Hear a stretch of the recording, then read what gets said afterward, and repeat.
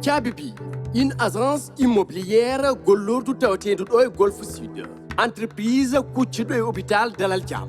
Tchabibi, dillatu ko el halinge guleydele. Appartement, villa ha iko wayno. Tawo adima bema ko lombude didon tchabi ha nder judema. Jidde hebde agence immobilière Tchabibi. Noddu 33 837 37 19. Ibetawe kadi do e Technopole 33 883 03 79 wala mbara 77 685 63 47 kono kadi agence immobilière Tchabibi ene heboy ngel don no dirgel 76 390 17 27 so tawi koto leydi France ada way wadde 00 33 60 58 80 502 kode tongode woni kibirtede agence immobilière Tchabibi. Agence immobilière Tchabibi Hokotamon Serimon Zeydi le fils de Khalifa.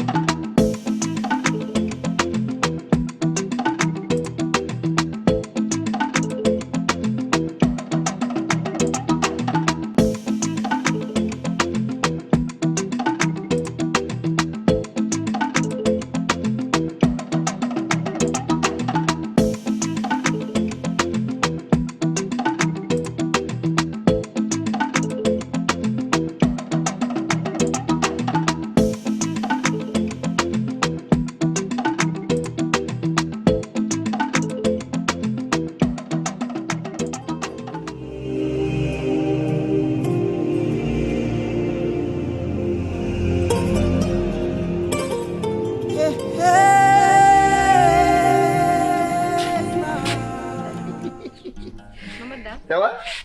Ça va bien? Boyana do moji wala molidi. Musa wona. Ah? Boy ko namtirda Musa mata anda min buri wonde dar yow moji an kay min buri wonde jantale Musa. Boy mbodo way reglude gede ma fof laare. Wala taka mi Musa mon der wala der. Hol koyde ma do e commissariat o. Ko Musa wadi kam convoqué hande do en kim sohlu dum. Hein? Ko Musa muso. Boy wadde an boy toni madi boy ada dari puntu jide de ah. Musa wawa wala. Juma wado. Apuka awad ligema. Ko woni wana ngon mi koy opération. Wana ngon mi koy opérer poyo. C'est ça ton travail. An Musa cikra ka nguri me commissariat o. Est-ce que c'est ça ton travail? Wana koy travail ngoni. Remdo. Ngodo opérer de bonne opération dem toujours ko nimba dem.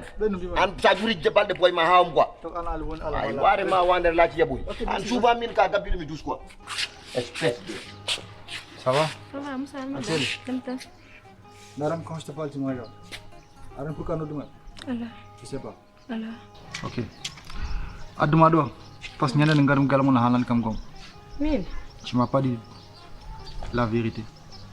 Bien sûr, mais Concernant Kim, Flo, tu m'as pas dit la vérité. Mais m'dan hen hedere de. Je sais que tu m'as pas dit la vérité. Mais une chose est sûre. Gongo, kalto mam yalcin, kad mi rende ala ban hen. Si, ala ban. Non, ala ban hen. De toute façon, mam no dit. Je sais là où tu habites et tu décroches mes appels quand je t'appelle. N'importe quelle heure. Anani kalaman ko. Tu nomme Arama. Et son mari nous ça va être cool. Là je te laisse partir. Pas si vite. Nani kalaman ko, na famille. Tu peux disposer. Vas-y.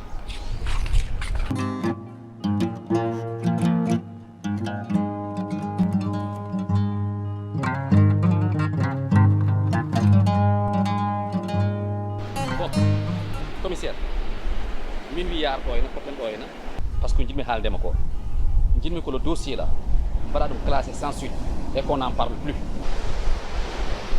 Mais pour quelle raison le dossier mo ganda déjà ko waɗa médiatisé yiyama e télé haalama e radio C'est pas ton problème, on va s'en occuper. ɗum ko problème am on va s'en occuper, on va créer autre chose mo ganduɗa ma tak dossier jité. L'essentiel an waɗ ɗum classé sans suite, c'est en ordre. Ok, بسم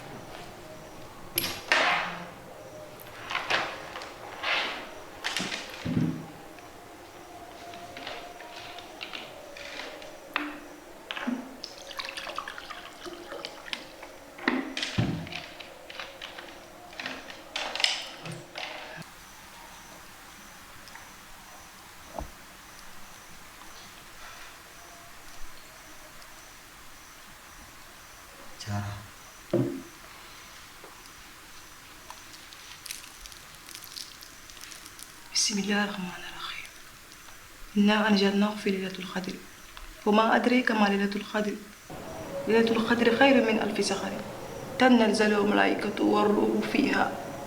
والروح فيها بإذن ربي من كل أمر سلام هي حتى مطلع الفجر يا ربي الله الله أكبر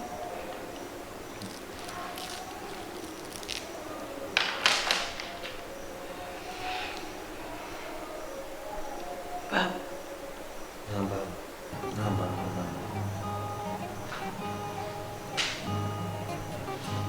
babu ya ko mbaɗɗa ko dawirani kam baaba kono fof ɗo mbawɗo wadde baaba a heddo cergal sabu allah yiɗa muhammadu yiɗa baaba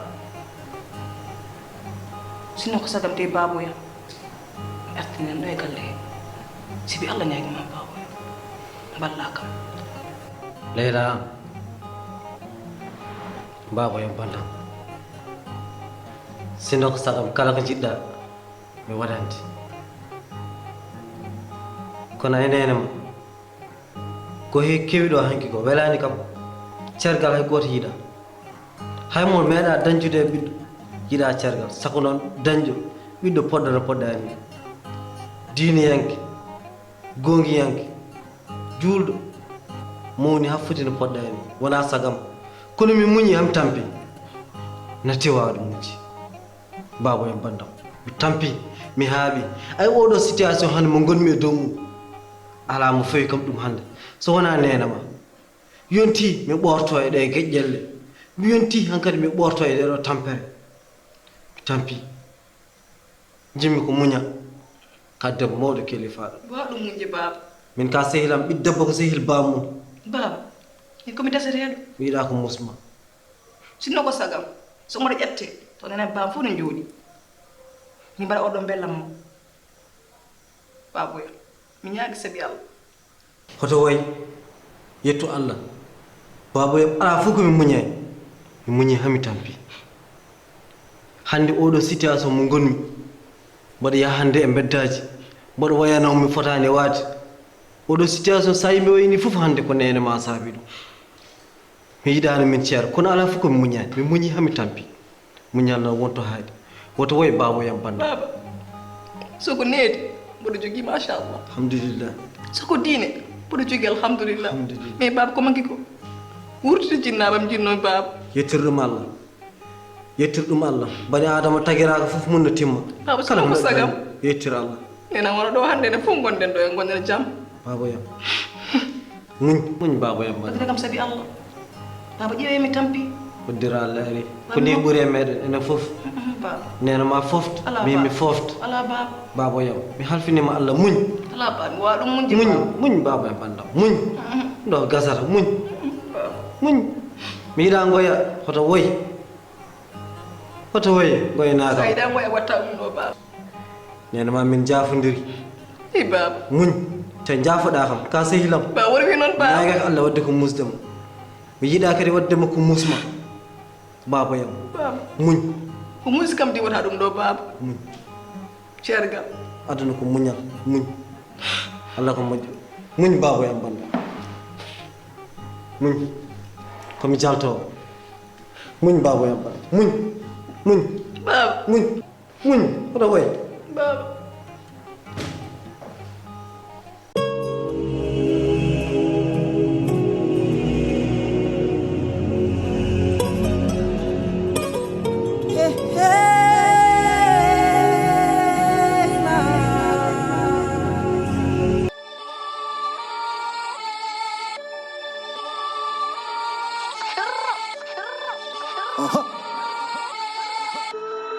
Fifty Khalifa. marke le pami ittanima lafa am he ma jambar mi susa yade koy fadam En café ma mettre. Comment ça va maintenant tanka? Café avec c'est bon? C'est jamono to. Marin gal. Ya dum mer wi kam kay. Ouais, wi kam jori ka kuli na halo ko. Ayde. Yetu non gedde seton. Ajara ko dum charge de. Mais no watte. Aduna ko non tout le temps ko remise en question une bata. Un des changements ouais arde n'importe quel moment de ta vie. Hein. Ouais, c'est bien. Bon, bref. Anya aduna kam gal. Ana kam gal ko yide Thierno. Et aussi profiter de l'occasion yidam parce que halandem digi mission got, une mission assez compliquée hein. Parce que mission gananda kal ko faté crime et drop. Arem ngami police boyan. Donc du coup ça va être un peu compliqué pour moi donc bimar galem ye Thierno aussi profiter de l'occasion yidam vraiment pour ñaga doa quoi. Mais déjà c'est déjà bien. Un bon encadrement de ta mission. Ah oui, que tu es compétent, quoi. Je suis fier de toi. Ouais. Merci. Tu te souviens dernièrement les infos? Il y avait un jeune au nom de Flo qui a été tué, tout ça là.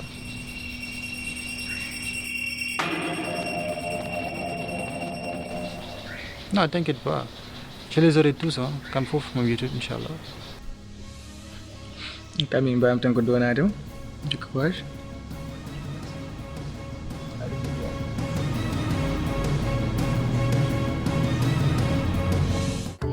Tchabibi, une agence immobilière Golordu Taotendu Doi Golf Sud. Entreprise Kuchido et Hôpital Dalal Jam. Tchabibi, Dillatu ko El Halin Ye Gouleydene. Appartement, villa ha iko wayno. Tawo adima bema ko lombude didon Tchabi ha nder judema. Jidde hebde agence immobilière Tchabibi. Noddu 33 837 37 19. Ibe tawe kadi do e Technopole 33 883 03 79 wala mbara 77 685 63 47 kono kadi agence immobilière Tchabibi ene heboy ngel don no dirgel 76 390 17 27 so tawi koto leydi France ara way wadde 00 33 60 58 80 502 kodé tongode woni kibirtede agence immobilière Tchabibi. Agence immobilière Tchabibi hokkata mon série mon Zeydi le fils de Khalifa.